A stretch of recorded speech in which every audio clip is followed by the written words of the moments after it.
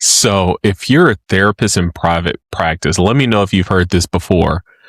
You should totally become an S-Corp because it'll save you tons and tons in taxes. So while that can be true, remember this, like everything, it's not always true in every situation.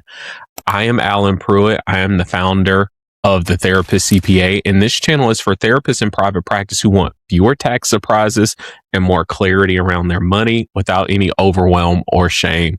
Welcome to day 11 of our 30 days to financial clarity for therapists. So let me explain S-Corps in a way that might make sense and usually tends to click with most of our therapists. So think about your business structure like the education that you've received along the way, as tons of you have tons of different degrees, right? So when you are earning any type of contractor income or a 1099, whether you're working in your own practice and you have kind of some side income, or let's just say, hey, you started jumping into seeing clients full time, or you have all 1099s, you started your practice, so on and so forth. When you start that, before you even have any type of formation, that's like getting your high school diploma, right? So you've kind of started down that path. It works. We're going, but it can be limiting in some ways depending on what you want to do overall, right? So then imagine you do, start getting some money, start getting some consistent clients. Then guess what? As most people tend to tell you, it's time to form a LLC or a PLLC. Well, that then is now like getting your bachelor's degree. So now we've gone from our high school diploma. Now we've graduated with our bachelor's, right? You have more structure. There's more protection, and you have just more legitimacy as a business owner. Now, imagine, guess what's next, which most of you probably have, a master's degree, right? An S-Corp election is more like getting your master's degree, which, hey, it's great. It's phenomenal. A lot of you have them, but guess what? As you probably even know, for those of you who do have masters, it doesn't make sense for everybody. And guess what? It takes more work. And it's only going to be helpful if you're actually at a stage where the benefits outweigh the effort, right? Because an S-Corp in and of itself, although we love them, they are a great tool. An S-Corp election is not a tax strategy. This is why you get with a tax strategist like us to discuss and see, does this make sense? Does the benefits outweigh the extra work and time that I have to put in for an S-Corp?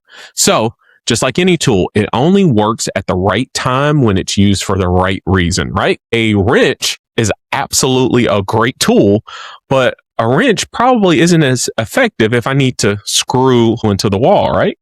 Not going to quite work as well. Now, so at a very high level, an S-Corp election can absolutely reduce self-employment taxes once your income reaches a certain level. But naturally, it comes with a few more added responsibilities, right? So now you need to run a payroll. You have to have a reasonable salary. We have to set that up. You have some additional tax filings. You have some ongoing compliance. And the biggest mistake that I typically see is that too many therapists are forming an S-Corp way too early. And then this is usually before their income is consistent, because we want to make sure that we have a business that is running smoothly. We have very smooth and easy profits, because that is where an S-Corp makes the most sense. If you're just starting off, and I hardly ever suggest an S-Corp for anybody who's within their first year, because if you're in your first year, we have to make sure that things are smooth, things are consistent before we jump into something. Now, once again, everybody's situation is a little bit different, but that's why we can talk. We have these conversations, but I'm just telling you in general, S-Corp elections sometimes and oftentimes with the wrong advice happen way too soon. And so when that happens, the savings are very minimal because the complexity increases. So the better question then, should I be an S-Corp, is my practice at a stage where this structure actually supports me, supports my goal and what I want to do? So that depends on things like your gross income, your net income after expenses, how consistent your revenue is. Are your books clean? Are you currently paying yourself? How much are you paying yourself?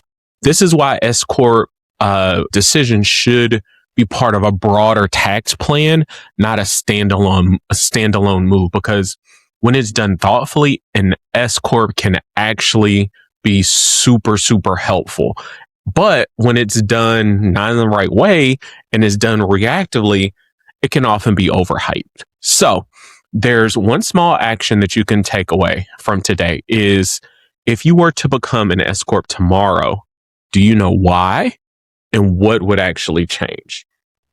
Think about that. If that answer feels unclear, you know what? That's okay. It just means that this decision is something that fully deserves a conversation with a tax strategist, with the CPA, so you can get the full education around what going to an S Corp actually means for you, for your company. Does it make sense? When is the right time? Because I tell you, it is one of my favorite tax strategies.